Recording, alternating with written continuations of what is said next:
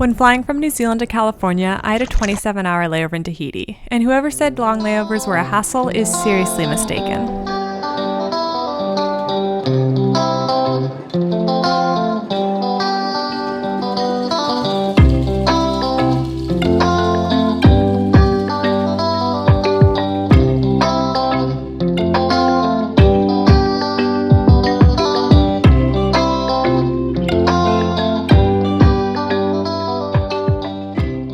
So the reason why I decided to book this flight was, first, it was $100 cheaper than the direct flight. Second, it had lower overall emissions, which I was surprised by. And third, I thought, why not experience a day in Tahiti? Like, when do you get that kind of opportunity?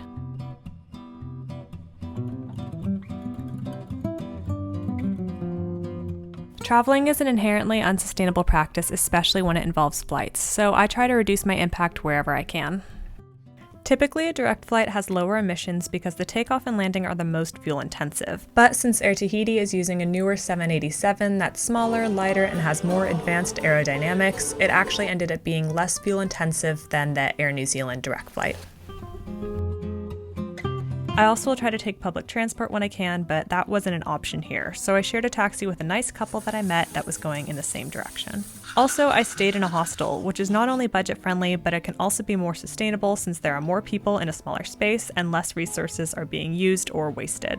It's 11 p.m. at night here, and I'm Googling all the things I can do tomorrow on moorea. I think I have a good idea of what I'm going to do, but we'll see.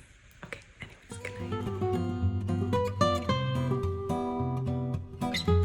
Another bonus of staying in a hostel is sometimes they provide free breakfast, which is definitely a perk if you're trying to see how much cool stuff you can do in a day while spending the least amount of cash possible. Plus, the hostel was able to store my luggage for the day, which was a huge relief.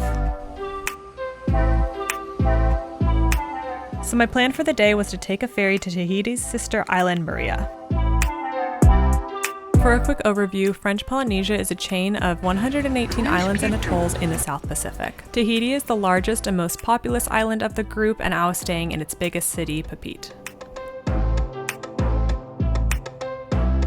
Thousands of years ago, the island was settled by Polynesians, but later was colonized by the French in the 19th century. So today, French Polynesia remains a collectivity of France. Its primary language spoken is French, and it uses the currency, the franc.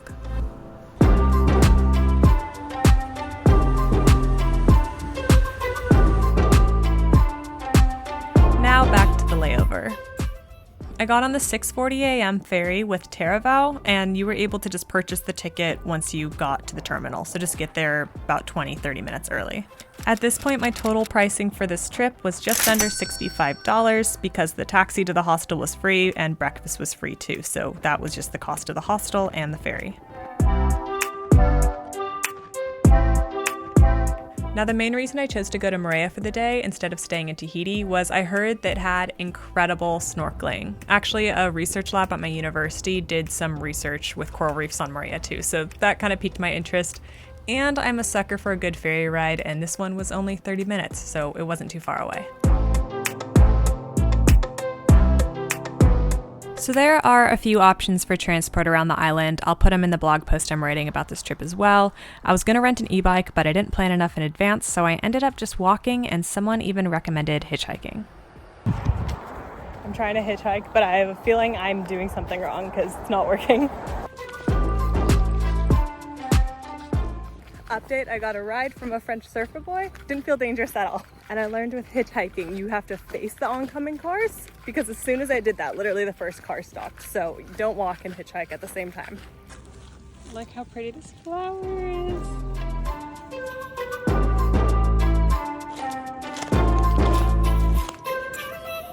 Okay, now I'm deciding, do I snorkel first or do I fly the drone? I think I might get some drone shots and then do some snorkeling. I've come to realize that this beach is part of an authorized fly zone because the flight that comes in from Tahiti lands here, so no drone footage here, but I'll try to get some later. But right now it's snorkel time, so let's get the gear ready.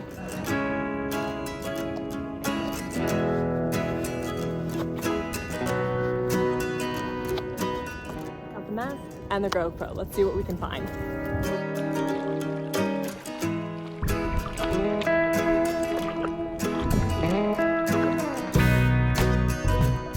Not only is the water the clearest I've ever seen, but it literally feels like bath water. It's amazing.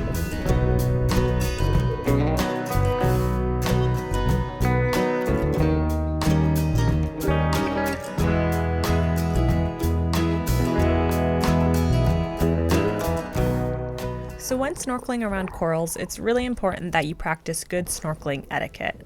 Corals are living organisms and they can easily be damaged or killed by human activity. So be aware of your surroundings and avoid stepping on, standing on, or running into any corals. If you need to stand, look for a sandy patch before you put your fins down. If you need to adjust your mask, just float on your back with your fins up. And if you find yourself over a shallow patch of reef, stay flat and do tiny little flutter kicks until you're in a deeper area.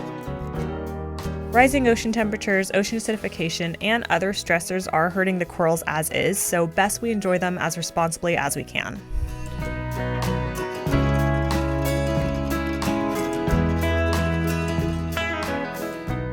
And this goes for other marine organisms as well. Avoid touching marine life as you can stress them out and potentially harm them because human hands can carry bacteria and other pathogens that are harmful to marine life. Also keep your distance and don't harass any of the animals. There are black-tip reef sharks and rays that you might see out here, and they aren't considered to be dangerous around humans as long as you don't provoke or threaten them. So if that's something that you're uncomfortable with, I highly recommend going with a guide. Okay, so I just saw that black-tip reef shark. And I've snorkeled with them times before, especially in Australia, but in bigger groups of them. But I'm usually with other people, and now all of a sudden I'm like kind of scared. Like I was so excited to see it, but now I'm kind of scared. I'm gonna keep snorkeling, but I'm kind of a bit more. Maybe I'll go a little closer to shore now. Okay, as we swim back to shore, let's do a little fish ID game because I didn't get a biology degree for nothing. Okay, these are some of my favorite little guys. They're called chromis or blue-green chromis. You'll find them in big groups around the water and they reflect the color of the sun really nicely. That's a chevron butterfly fish. Under here we have banner fish. They have a funky looking shape. This is a 6-bar wrasse and he was super friendly with me, kept swimming up and was curious as to what I was doing. See, at this point, I bet I got you thinking that I'm some fish IDing expert. Actually, I probably didn't know any of these official names other than chromis before getting in the water. What I like to do when I'm snorkeling is I record on my GoPro what I see, and then I'm curious, and it makes me want to figure out what I've been looking at. So I bring the video back. I use this app called Seek by iNaturalist, and it will ID a lot of the animals for me. It works for plants, animals, fish, birds, literally whatever. And it's my favorite app, one of my favorite apps for just being curious with nature and wanting to know more about the world around me.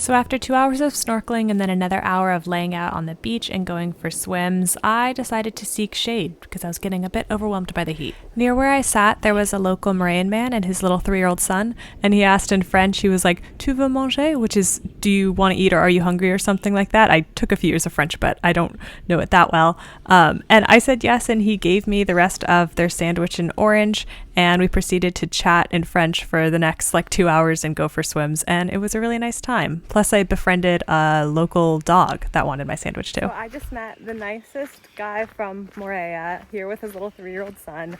They gave me the end of their lunch because they had leftovers, and they hung out and kind of taught me French a little bit. We just went for swims, and it was really lovely. Yeah. But now I'm going to look out. Oh, that might be a path somewhere.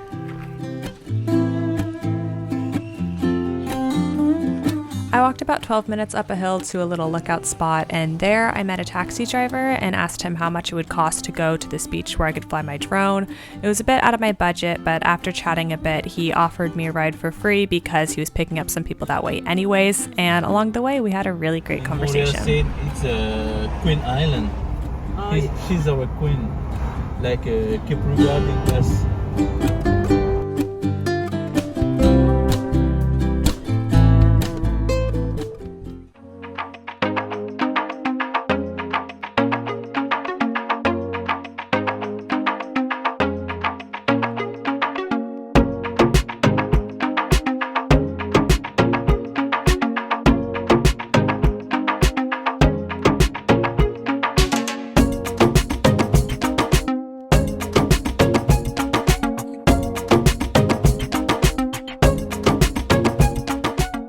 Number 2, I was able to fly my drone thankfully, but my GoPro is dead or not working. But I'm gonna go for another snorkel. So, see you soon.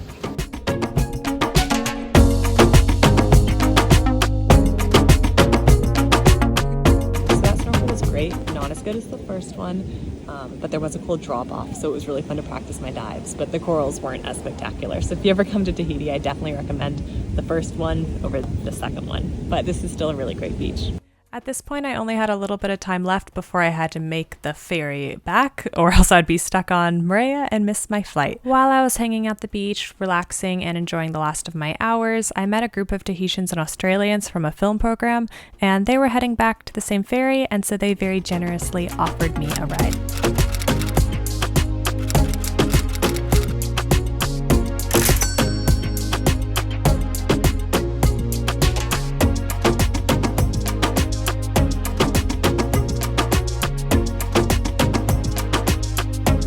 Got back to the island of Tahiti, I went to my hostel to rinse off and get changed before heading to dinner and then getting a couple little souvenirs along the way. I like to get postcards for my travel because they're cheap, lightweight, and a fun way to remember where I've been. And then I also got this tiara perfume because everywhere in Tahiti smells absolutely incredible, and I think it's because of this smell. For dinner, I got myself a Mai Tai and Poisson cru, which is a popular dish here.